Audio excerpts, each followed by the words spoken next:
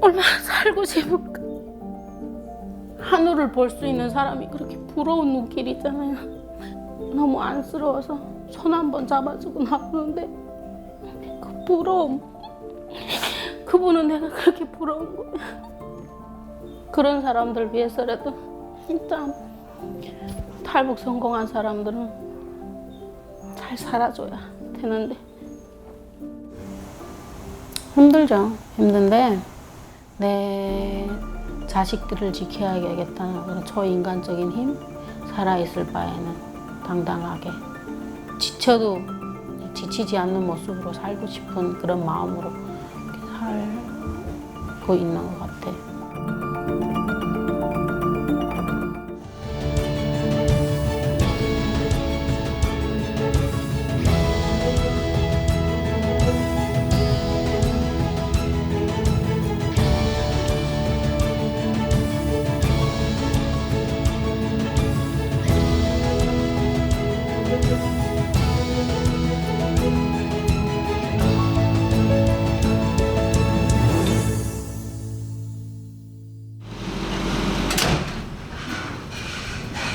새벽 4시 LA 한인타운의 한 식당에서 일하는 조은진 씨의 퇴근 시간이다. 집에 도착하면 아이들은 한창 잘 시간. 가방을 내려놓을 새도 없이 칭얼거리는 아이를 다시 재우기에 바쁘다. 힘들면서 퇴근했다가 그냥 애들 보는 재미, 예. 거기에서 피로를 이렇게 해소하는 거지.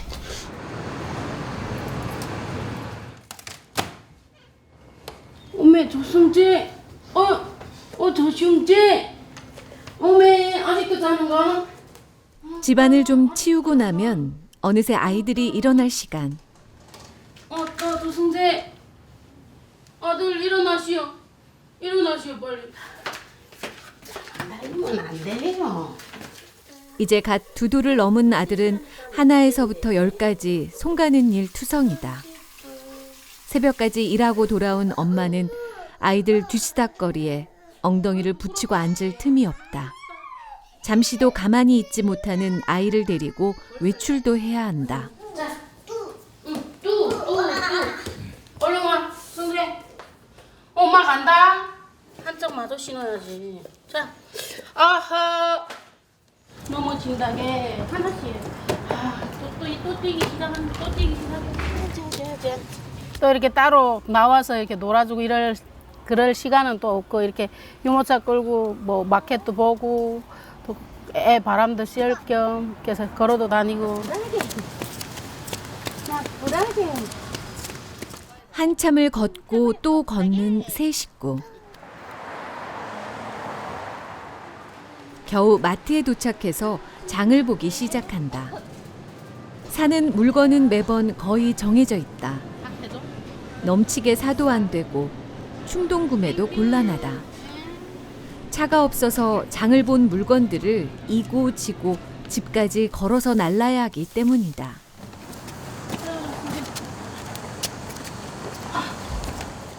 그래도 아무리 몸이 고단하다 한들 옛날에 비하면 양반이다. 그녀가 태어나고 자란 고향은 북한의 함경북도 청진. 전기가 제대로 안 들어오지. 물이 제대로 안 나서 물 길어 다녀야 되지. 거기다가 새벽 5시 반이면 집 앞에 동상 있고 1호 거리가 지나가고 있고, 1호 거리는 이게 김일성이랑 김정일이랑 현지 지도 지방에 왔을 때 지나가는 차도로 있잖아요. 물을 집집마다 이렇게 소랭이에 담아가지고 걸레가지고 이렇게 우리 집 장판처럼 이렇게 앉아서 다 닦아야 돼요. 어느 순간에 지나갈지 모르니까 준비를 한다 이거예요. 북한을 벗어난 건 오로지 돈을 벌기 위해서였다. 19살 때 돈을 많이 준다는 말에 속아 중국으로 갔지만 알고 보니 인신매매였다. 그러나 그보다 더한 악몽의 시작은 강제 북송을 당하고 감옥에 갇힌 뒤였다. 나는 내가 북한에서 자라고 20년 동안 살았어도 나는 그런 생지옥이 있는 줄을 나는 내가 겪지 않기 전에 누구도 몰라요. 그 안에 환경이요. 이도 있고 빈대도 있고 바퀴도 있어요. 바퀴가 이렇게 몸으로 타고 이렇게 간다고 생각을 해보세요. 움직이지 않을 사람이 이 세상에 어디 있어. 근데 거기서는 그게 돼요. 안 움직이게 돼요. 대가리를 박어. 어디다가? 그 배식구 있잖아요. 그 철로 된 배식구에다 박. 근데 안 할 수가 없는 게 내가 그걸 무서워서 안 하잖아요. 그럼 이 방에 있는 9명이 다 해야 돼. 그래서 거기다가 그냥 갖다 박는 거예요. 이렇게 박아서 이게 다 찢어져가지고 피가 나다 못해 그냥 기절할 때까지. 그래서 기절해서 이틀 만에 깨났어요.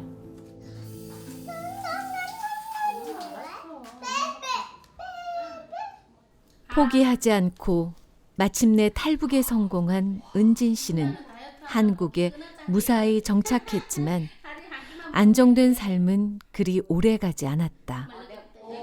얘기해봐. 맛있어? 맛있어? 북한에 남은 가족을 인질로 한 협박이 이어지자 임신 8개월의 몸으로 2년 전 야반 도주하듯 미국행을 선택해야 했다. 말이 안 통하는 나라는 중국으로 끝내려고 했어요.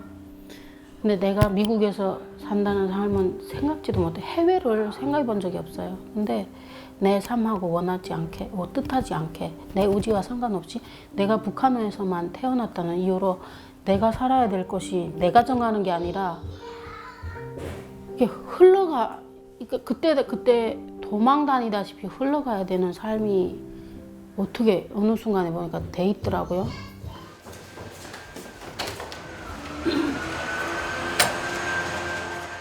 혈혈단신으로 또다시 낯선 나라에 온 은진 씨. 그러나 현실의 무게 말고도 그녀가 감당해야 할 또 다른 문제들이 있었다. 주위의 권유로 일주일에 한 번씩 찾는 이곳은 가정 상담소다. 과거에 겪었던 배신과 고문, 숱한 죽음들이 트라우마로 남아있는 것을 뒤늦게 깨달은 것이다. 잘하셨네요. 잘 해야죠. 네, 또. 명상도 하시고 네. 자제하시려고 노력도 하시고. 네. 첫째 따님은 그런 거에 엄마의 변화에 대해서 좀 어떻게 생각하세요? 글쎄요, 요즘 사춘기라 말을 크게 안 해가지고요. 그냥 뭘 물어봐도 알았어, 몰라, 그래서 대답하니까. 과거에 겪으셨던 많은 트라우마들 때문에 상대에 대해서 잘 믿기가 어려우시고 자신의 이야기를 했을 때 상대가 이걸 어떻게 받아들일지 이제 그런 거에 대한 두려움이 많으신 것 같아 보였어요. 지금은 상대에 대해서 믿고 어느 정도 믿고 이야기하고 그리고 그러니까 고립되어서 혼자만 있다기보다도 조금씩 앞으로 나아가셔서 사람들과 인터랙션하고 또 이제 그룹도 오시고 그리고 함께 이제 뭐 저희 액티비티 하는 것도 하면서 처음엔 좀 우습게 생각했어요. 그게 털어놓는다고 해소가 돼? 이렇게 우습게 생각했거든요. 근데 되더라고요.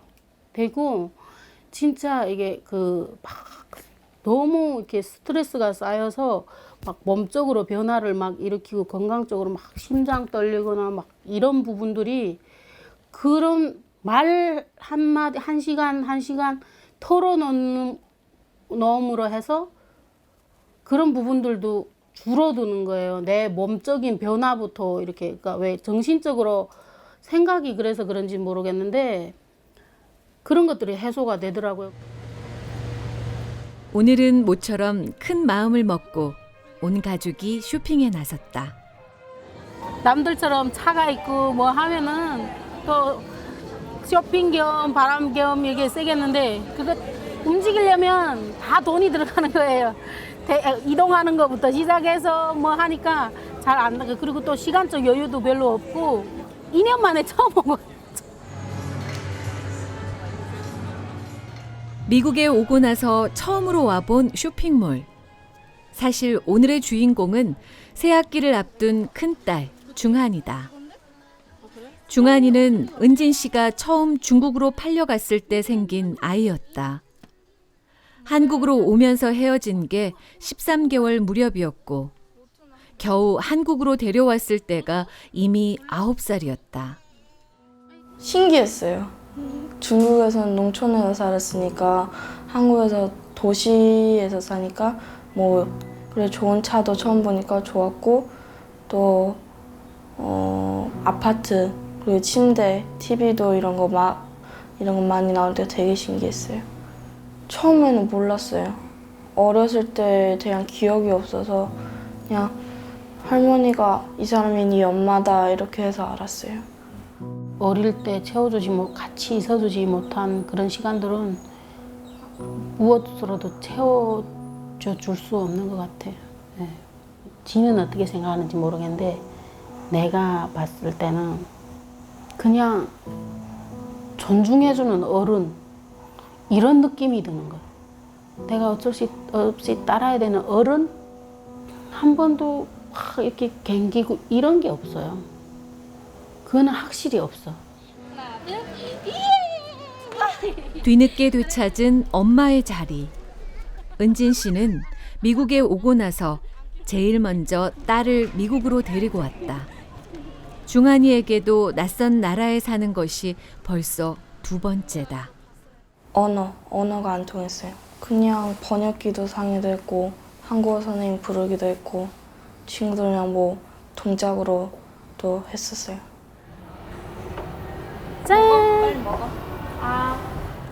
그래도 올해 상을 3개나 타며 말없이 노력하는 딸이 대견하고 미안한 엄마는 이제라도 해주고 싶은 것이 너무나 많다. 이런 티 고르는 거 아니야, 종아나? 티 이쁘지 않아? 괜찮지 않아? 그치? 2년 만에 쇼핑몰 행차에 들뜬 건 엄마도 마찬가지. 엄마 이거 살까? 너 아까 사라며. 네, 이거 이쁘지 않아? 사이즈가 있는가 몰라. XXS는 뭐야? 그렇게 엄마와 딸은 모녀만의 추억을 조금씩 쌓아가고 있다. 처음으로 나오고 또 다 같이 옷 사니까 좋아요. 너무. 평범한 모녀 사이는 아니었지만 지금 중한이는 홀로 2 아이를 키워야 하는 엄마에게 둘도 없는 버팀목이다. 동생 육아의 절반을 중한이가 맡고 있기 때문이다. 평상시에는 학교에서 돌아오자마자 엄마 대신 동생을 돌보기 시작한다. 그래야 엄마가 출근 전에 잠시라도 눈을 붙일 틈이 나는 것이다. 얘가 저 많이 따르니까 많이 챙겨줘요. 다 먹어. 장난치면 혼난다. 평상시에도 그냥 남편 같고 형제 같고 딸 같고 그리고 내 가족이고 나는 가끔씩 이렇게 방 안에서 이렇게 놀다가 승재가 이렇게 내 시야 밖을 벗어나서 이렇게 놀고 있을 때 어디 부딪혔어요. 꽝 소리가 났어. 근데 엄마가 먼저 달려가야 되잖아요. 제가 먼저 달려가요. 큰일이 난 것처럼 달려. 그럴 땐 짠하죠. 내가 엄마인데 지가 엄마 역할을 하는 그런 모습일 때 많이 짠하죠. 그리고 모든 거를 그냥 내가 일하고 이렇게 힘들고 하면은 엄마 다 내가 이렇게 그냥 놔두고 가자. 그냥 재우려고 하는 모습. 뭐 시키면 난 못해 이런 게 없어.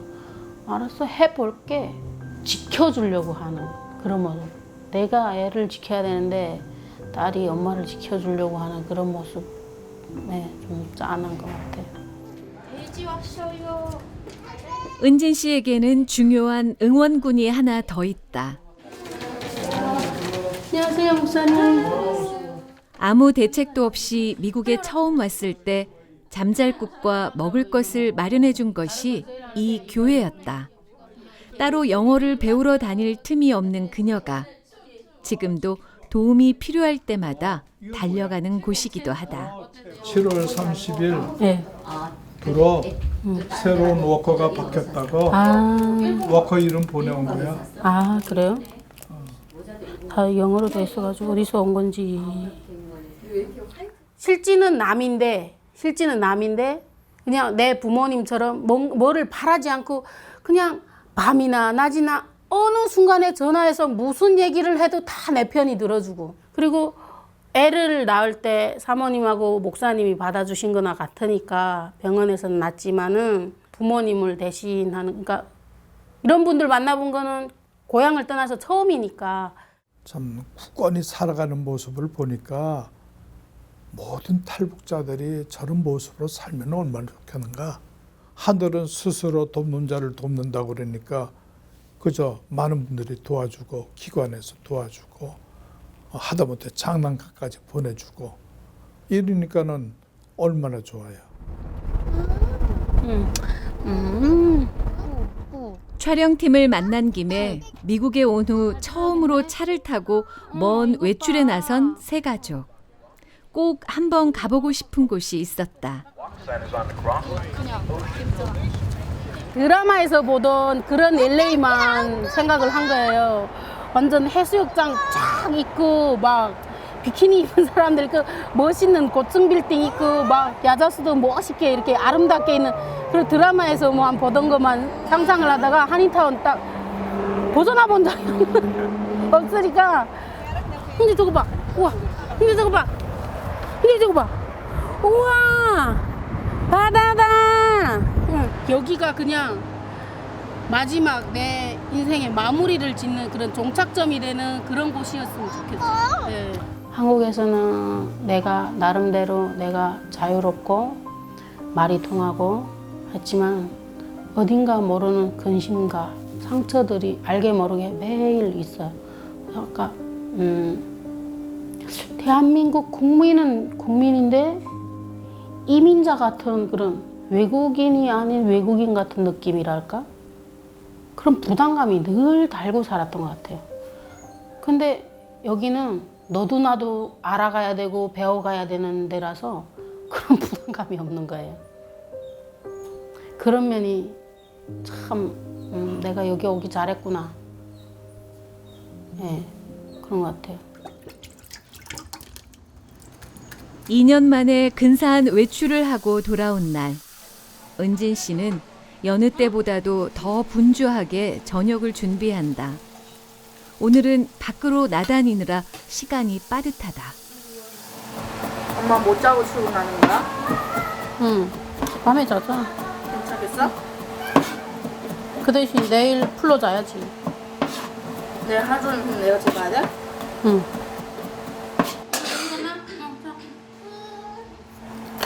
화요일 날 학교 가는 거 오늘 학용품 산 것까지 하면 다 됐어? 더 필요한 건 없고 내일? 체육복. 두 아이 때문에 어쩔 수 없이 선택한 밤샘 근무. 하루 종일 아이들을 돌보다 모두 잠이 든 밤 10시가 돼서야 출근을 하지만 은진 씨는 끄떡없다.